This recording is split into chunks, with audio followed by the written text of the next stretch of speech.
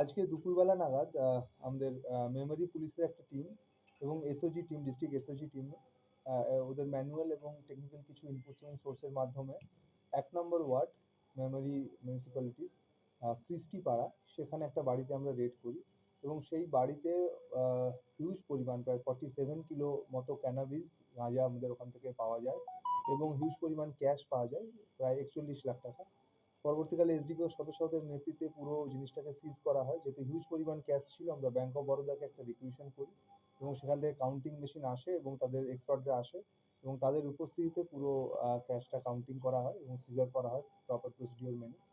আর যে গাঁজা যেটা ছিল তার মধ্যে আমরা সেটা ওখানে সঙ্গীতা সাহানি, যার এক্সক্লুসিভ পজিশন থেকে এই পুরো গাঁজাটা আমরা পাই এবং সেখানে বেশ কিছু ওরা ছোট কিছু পুড়িয়া ছিল, কিছু বড় পুড়িয়া ছিল এবং কিছু 1 কিলোর প্যাকেট করা ছিল। ওর কাছ থেকে জিজ্ঞাসাবাদে ও কনফেস করে এবং ওর কাছ থেকে জানা যায় যে বড় পুড়িয়া যেগুলো ছিল ওগুলো প্রায় 100 টাকা করে ও বিক্রি করতো এবং যেগুলো ছোট পুড়িয়া ছিল সেগুলো 50 টাকা করে বিক্রি করতো।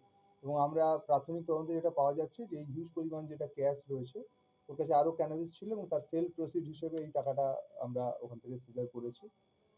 আমরা আরো এনকোয়ারিতে জানতে পেরেছি যে এর আগে এর যে মা ছিল, এই মহিলা সঙ্গীতা সাহানি, লালপরি সাহানি, তাকেও এর আগে এনডিপিএস কেস করা হয়েছিল এবং সেও এই ব্যবসার সঙ্গেই আগে যুক্ত ছিল। তো আমরা আশা করছি আমাদের তদন্ত চলবে এবং আরো যদি কেউ এর সঙ্গে জড়িত আছে বা আরো যদি কোথাও আরো কিছু ক্যানাবিস স্টোর করা আছে, তো আমরা আশা করছি এবং হোপফুল যে আমরা খুব সহজে সেগুলোও আমরা তদন্ত করে সেগুলোকে আমরা সিজ করতে পারবো। এই টাকাগুলো কিভাবে উদ্ধার করেছে? ওইখানেই ছিল, যে ঘরে আমরা রেড করি সেখানেই আমরা এই সেল প্রসিড টাকাগুলো ওখানেই পাই আমরা। বেসমেন্টের নিচে কি টাকা রাখা ছিল এরকম কিছু আছে? বেসমেন্টের মধ্যে লুকোনো ছিল, সমস্ত কিছুই লুকোনো ছিল। আমরা সবই আমরা ওখানে মানে বেশ রীতিমতো প্রায় আমাদের 2-2.5-3 ঘন্টা ধরে আমাদেরকে সার্চ সিজার করে ওখানে সমস্ত কিছু বার করতে হয়েছে। আর স্যার এই যে টাকাগুলো, এই টাকা যেগুলো উদ্ধার হয়েছে এগুলো কি ওই গাঁজা বিক্রিরই টাকা কি মনে হয়? আমরা প্রাথমিক তদন্তে সেটাই পাচ্ছি, কারণ ও কনফেস করেছে যে এই পুড়িয়াগুলো ওরা এই টাকায় বিক্রি করতো এবং আমরা এটাও কনফেস করেছে ওর কাছে আরো ক্যানাবিস ছিল যেগুলো ওরা বিক্রি করেছে। আমরা প্রাথমিক তদন্তে সেটাই পাচ্ছি। এই গাঁজাগুলো কি মেমারির মধ্যে বা জেলার বিভিন্ন জায়গায় ছড়িয়ে দেওয়া হতো এখান থেকে? আমাদের আশঙ্কা সেটাই যে এরা বিভিন্ন জায়গায় হয়তো ছড়াতো। আমরা আরেকটু তদন্তে এগোলে আমরা সেটা বলতে পারবো। রিটেলার এবং ডিস্ট্রিবিউটর দুটোই কি কাজ করছে? মনে হচ্ছে, আমরা তাই আশা করছি। স্যার উদ্ধারকৃত গাঁজার আনুমানিক বাজার মূল্য কি রকম? 47 lakhs অলমোস্ট ক্রোর্স এর উপর হবে।